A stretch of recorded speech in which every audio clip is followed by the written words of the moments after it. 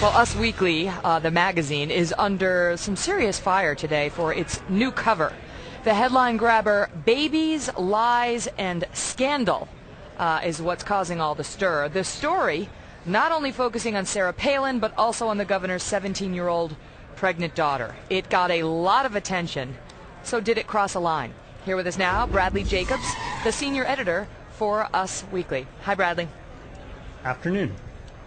All right, so the problem that a lot of folks have about this, and I have to tell you we've gotten tons of email over this, is that the headline in and of itself, we'll start with this, it sounds like an attack. Babies, lies, and scandal? What are the lies?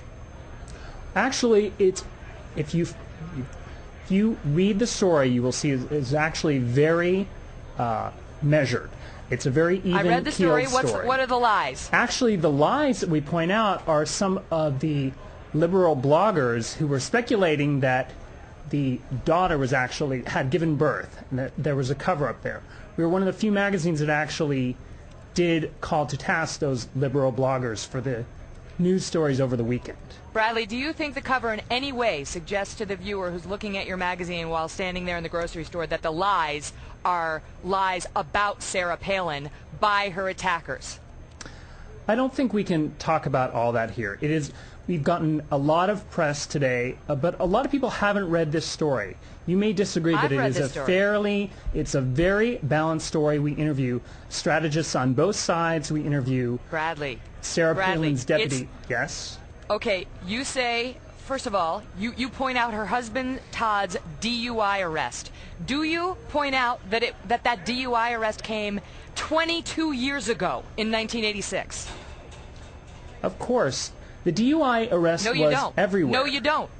You don't, Bradley. That's not in there. Do you? You mentioned an official. You mentioned so-called Troopergate, talking about, and I'm quoting from your article, an official who refused.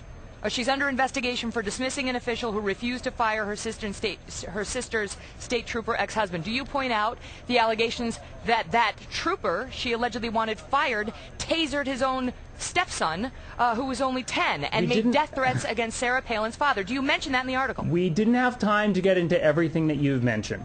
This story was breaking over the weekend. Everyone was talking about it, and Us Magazine has a very distinctive voice, and we cover Do you mention the fact, you mentioned her, quote, involvement with the Alaska Independence Party, a group that wants Alaska to secede from the Union. Do you mention the fact that the McCain campaign has denied that, and even Alaska state officials have denied that and said that's a lie?